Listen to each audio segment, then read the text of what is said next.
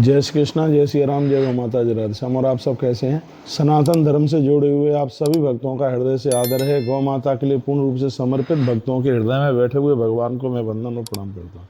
और यह मैं निवेदन कर रहा हूँ कि हमारा एक देव ऐसा भी है जिसके क्रोध को देवताओं ने प्रणाम किया, जिसके बाणों को देवों ने प्रणाम किया, उसी की मैं चर्चा कर रहा हूँ। आइए, ऐसे भगवान महादेव हैं जिनकी महिमा हमारे वेदों में वर्णित की गई है। और रुद्राष्टाध्यायी के 8 अध्यायों में भगवान शिव के महात्म्य का, अद्भुत महात्म्य का वर्णन किया गया।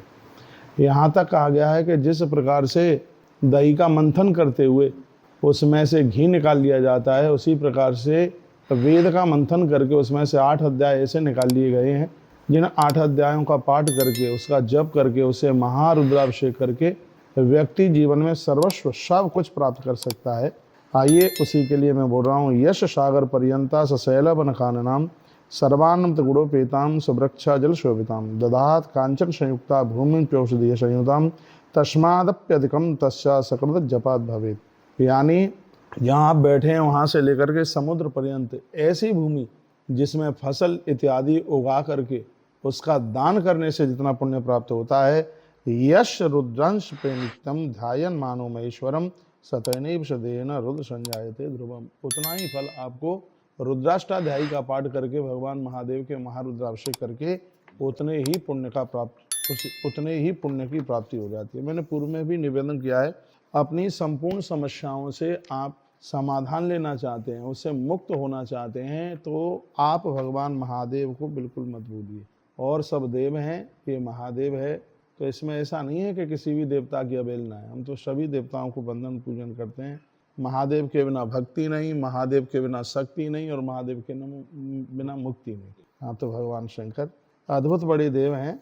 तो एक बड़ा सुंदर सा वेद का ही वाक्य है, ओम नमस्ते रुद्रमन्यव तोथ कवे नमः बाहुव्या मुतते नमः।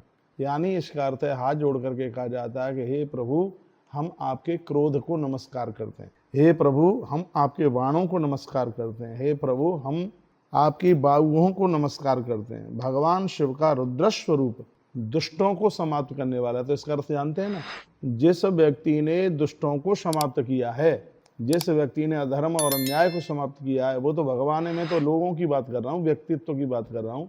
जिसने दुष्टों का नाश किया, जिसने अधर्म का बहुत बड़ा विरोध किया, ऐसा व्यक्ति प्रणाम के योग्य। ये वेद की ऋचा यही तो कह रही है, ओम नमस्ते रुद्रमन्यव तोथे कवे नमः वाह्या मुतते नमः।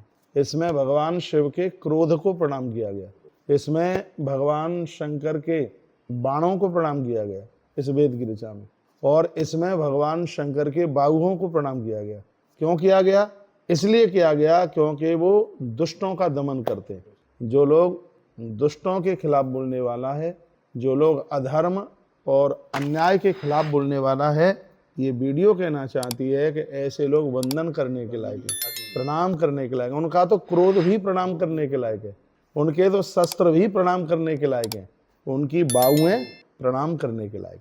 इस वेद की ऋचा में बड़ी अद्भुत बात कही है। तो हम आप सभी भक्तों को यह कहना चाहेंगे कि भगवान शिव से हमें बहुत कुछ सीखने की आवश्यकता है।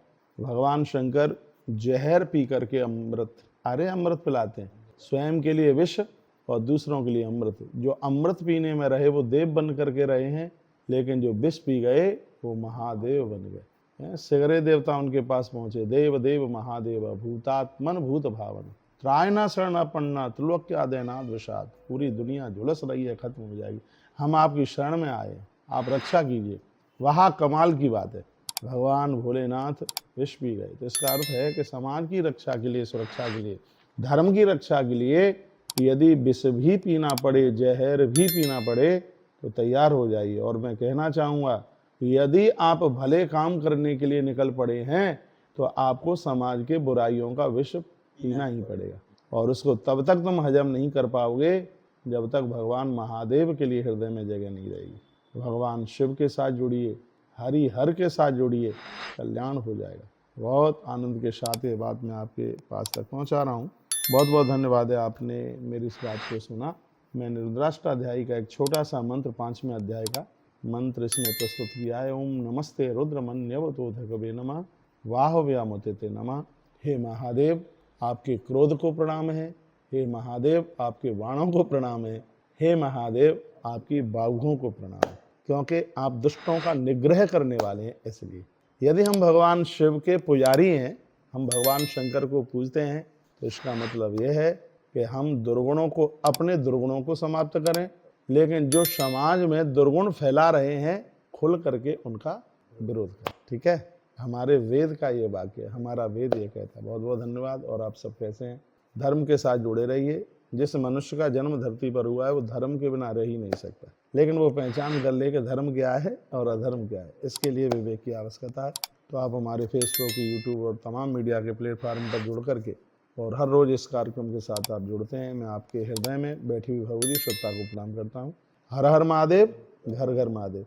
जय श्री कृष्ण, जय श्री राम, जय गौ माता, जय राधे श्याम।